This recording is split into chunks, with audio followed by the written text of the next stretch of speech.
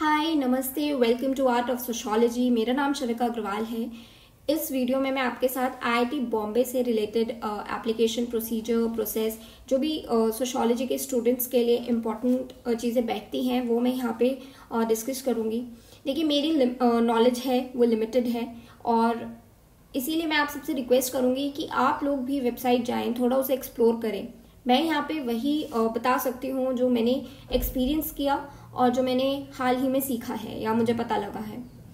जो भी मेरी इन्फॉर्मेशन मुझे पता लगी है वो लोगों से बात करके पता लगी है या फिर जो मैंने पीएचडी में खुद ट्राई किया था उसके बेसिस पे पता लगी है। तो पहले हम आईआईटी बॉम्बे की वेबसाइट पे गए। अब आईआईटी बॉम्बे की वेबसाइट की जब आप बॉटम पे जाएंगे तो वहाँ पे आपको एकेडमिक डिविजन्स दिखेगा।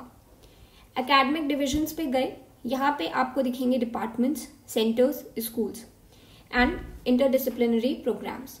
ये आप हर ही आईआईटी की वेबसाइट को ऐसे एक्सप्लोर कर सकते हैं कि वहाँ क्या क्या डिपार्टमेंट्स हैं, बिकॉज हमें सिर्फ एक पता होता है, सोशोलॉजी के स्टूडेंट्स सिर्फ एक ही डिपार्टमेंट जानते हैं and that is humanities and social sciences. पर जब आप वेबसाइट को एक्सप्लोर करते हैं तो उसको शुरू से लेके चलें, हो सकता है कि आपको बीच में अपने लायक कोई चीज़ मिल जाए। और क्या होता है कि हर जगह यूनिफॉर्म नाम नहीं है। फॉर एग्जाम्पल, कहीं कोई कोर्स किसी नाम से चल रहा होगा, वहीं कोई सिमिलर कोर्स किसी दूसरे यूनिवर्सिटी में, किसी दूसरे कॉलेज में दूसरे नाम से चल रहा होगा। तो यहाँ पे हम 3 डिपार्टमेंट्स के बारे में डिस्कस करेंगे।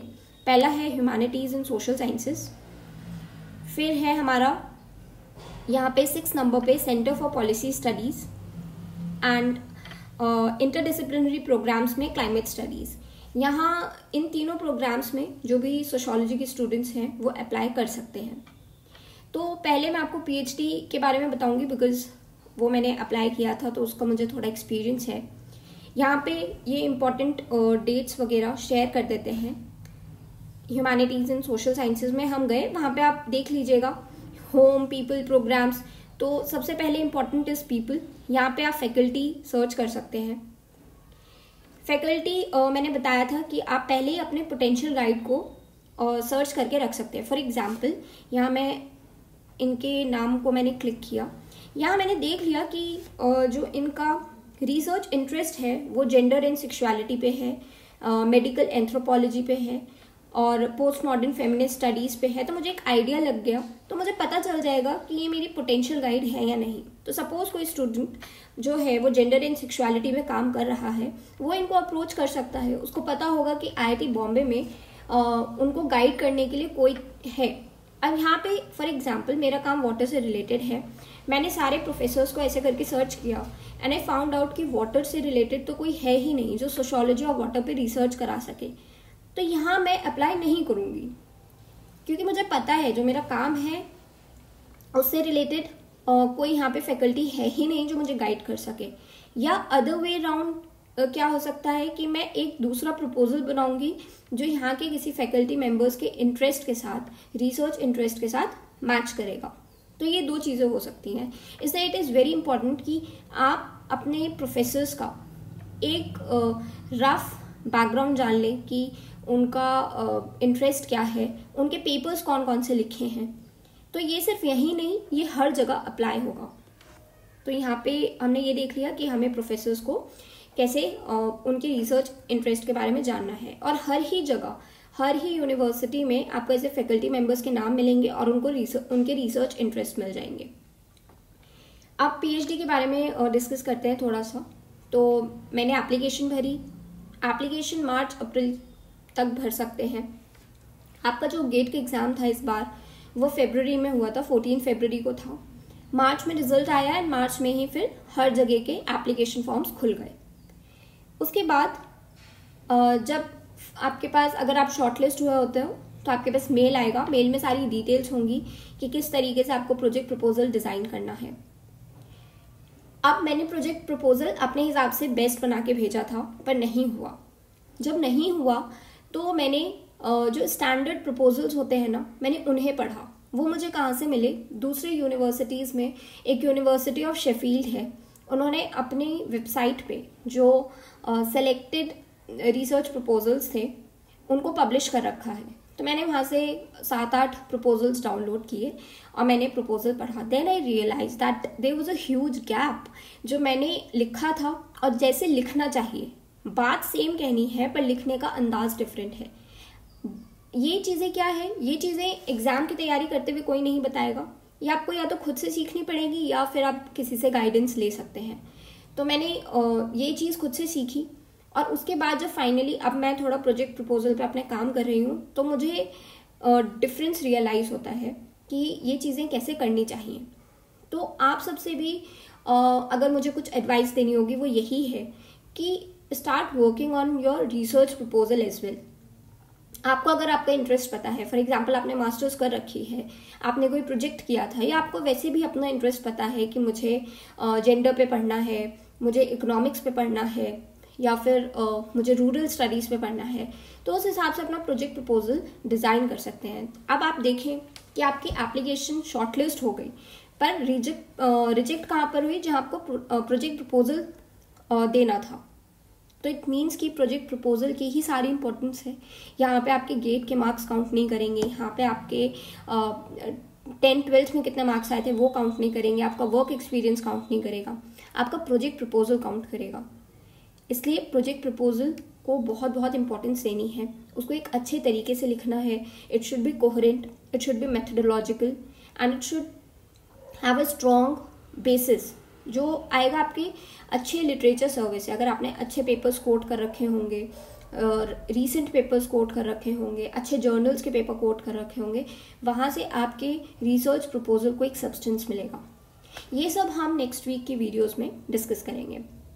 तो यहाँ पे ही मेरा शॉर्टलिस्ट नहीं हुई मैं, अगर मैं हो जाती सपोज, तो क्या हो सकता था, PhD इंटरव्यू हो सकता था ऑन द बेसिस ऑफ जो मैंने रिसर्च प्रपोजल सबमिट किया था, या सब्जेक्टिव रिटन टेस्ट हो सकता था। ये सब्जेक्टिव रिटन टेस्ट बहुत आपका क्या होता है, आप अप्लाई करने वाला होता है। जितने भी कॉन्सेप्ट्स हैं सोशियोलॉजी के, वो आपको कोई एक सिनारियो दे देंगे, केस स्टडी दे देंगे और आपको वहाँ अप्लाई करना होगा।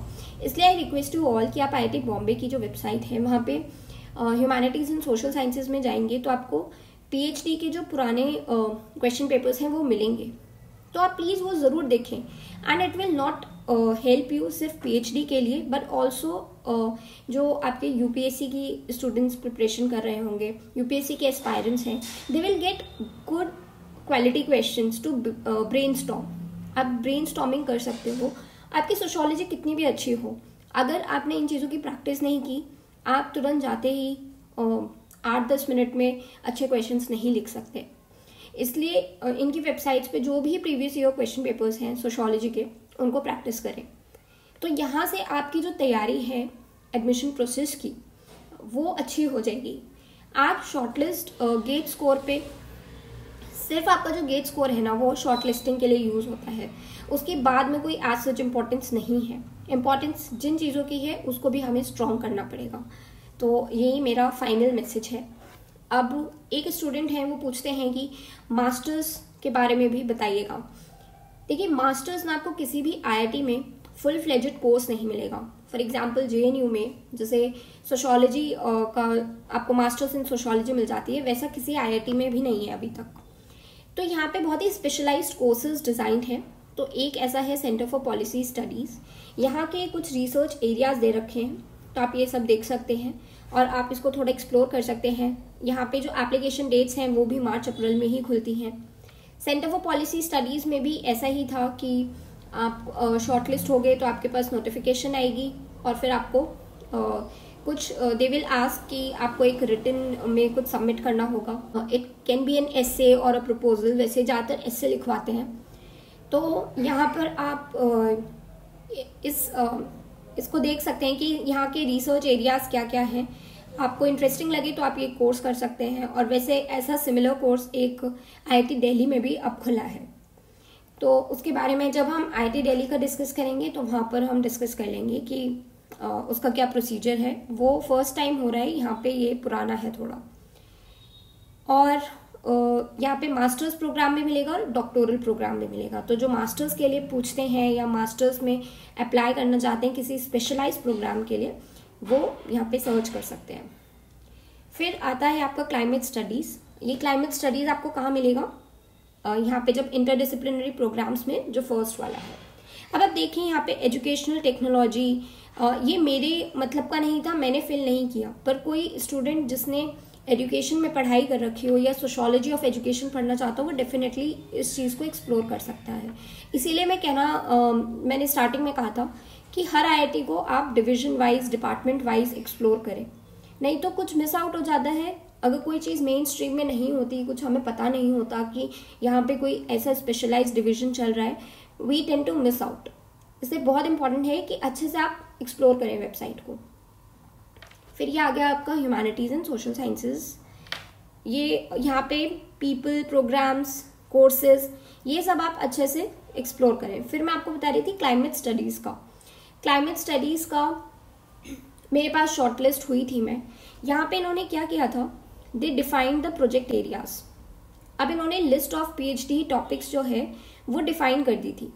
तो इन्होंने टॉपिक भी दे रखा था, मुझे टॉपिक के बारे में नहीं सोचना, ब्रीफ डिस्क्रिप्शन दे रखा था, और मुझे इसी के बीच में, इसी की बाउंड्री में मुझे अपना प्रोजेक्ट प्रपोजल डिज़ाइन करना था। तो ऐसा भी हो सकता है। अब ये चीज़ें, ये तो खैर मेरे को फाइनल मेल में आया था, बट अगर आप उनकी वेबसाइट पे जाएं तो you will get an idea कौन कौन से प्रोजेक्ट्स चल रहे हैं। You can contact the professors. जैसे कि मैंने बताया कि बहुत इंपॉर्टेंट होता है कि आपको पता हो कि आपके प्रोग्राम से रिलेटेड, आपके रिसर्च एरिया से रिलेटेड जो भी आपका इंटरेस्ट है, वैसा प्रोफेसर वहाँ पर होना चाहिए उस फील्ड ऑफ इंटरेस्ट का। और अगर नहीं है और आपका कुछ डिसाइडेड नहीं है कि मुझे किस चीज़ पे काम करना है, तो what you can do is आप सबके रिसर्च एरियाज पढ़ें जो आपको सबसे अच्छा लगे कि हाँ मैं इस पे काम कर सकता हूँ, कर सकती हूँ।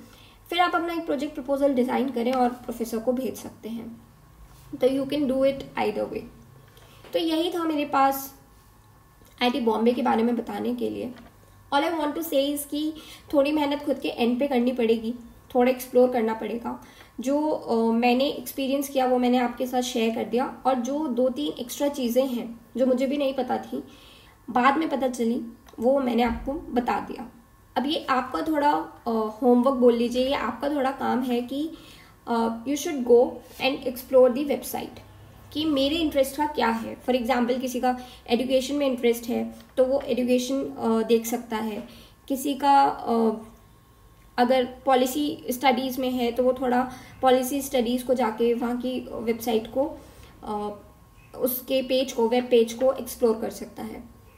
और लास्ट में मैं यही कहना चाहूँगी कि अगर हम की टेक अवेज लें आईआईटी बॉम्बे से, वो ये है कि यहाँ पे 3 से 4 डिपार्टमेंट्स में हम अप्लाई कर सकते हैं। द सेकेंड की टेक अवे इज कि हम अपने प्रोजेक्ट प्रपोजल को काफ़ी साउंड तरीके से बनाएं, because at last what will count is your project proposal, so it should be of good quality and it should be coherent. उसकी जो डिज़ाइन है वो ऐसा डिज़ाइन होना चाहिए कि वो आपकी बात बहुत अच्छे से रख सके। बट नॉट जस्ट दैट, उसका एक तरीका होता है, थोड़ी उसकी साइंटिफिक राइटिंग होती है अपनी, which is little bit different from what we write in answers, या हम डे टू डे लैंग्वेज में जैसे बात करते हैं वो उससे थोड़ा डिफरेंट होता है। तो ये सब चीज़ें मैं आने वाली वीडियोस में शेयर करूँगी कि कैसे हम प्रोजेक्ट प्रपोजल को साउंड बना सकते हैं। और अगर तब तक मेरा कोई रिजल्ट आ जाता है या मेरे पास कोई पॉजिटिव न्यूज़ होती है टू शेयर, तो मेरी भी थोड़ी क्रेडिबिलिटी बढ़ जाएगी कि मैं आप सबके साथ शेयर कर सकूं। पर तब तक हम इस वीक तक we can go ahead like this. आप प्लीज़ शेयर करिएगा, अगर कुछ कमी रह गई हो या फिर मतलब मैंने कुछ मिस कर दिया हो वो मुझे बताइएगा, मुझसे पूछ लीजिएगा। और आज मैं क्या करूँगी, आईआईटी बॉम्बे की वेबसाइट को एक्सप्लोर करके थोड़ा और I will prepare a document, and finally जब हमारी सारी आईआईटीज़ के बारे में हम एक्सप्लोर कर लेंगे तो वो डॉक्यूमेंट हमारे पास हैंडी होगा। जब हम गेट का एग्ज़ाम दे देंगे तो हम उसको रेफ़र कर सकते हैं कि ठीक है ये यहाँ से हमें इसकी एप्लीकेशन खुलेगी, हम यहाँ अप्लाई कर सकते हैं। अभी तो हमें पता चल जाएगा, बट उस मोमेंट पे हमारे पास कुछ होना चाहिए जिसको हम रेफ़र कर सकें, कोई डॉक्यूमेंट। तो वो फाइनली मैं आपके साथ जब ये 7-8 सेशंस हो जाएंगे, I will send the link, मैं लिंक भेज दूंगी गूगल डॉक्यूमेंट का, वो आप सब डाउनलोड कर सकते हैं। मौसम अब ठीक है, बारिश तो नहीं हुई है पर काफ़ी जगह न्यूज़ थी कि बिजली गिरी है उत्तर प्रदेश में। तो मुझे तो यही लगता है कि इस साल हम सब 2 सालों से हम लगभग वो सब देख रहे हैं जिनको हम किताबों में पढ़ते थे, और climate change is quite evident. आप सब अपना ध्यान रखें। Bye bye.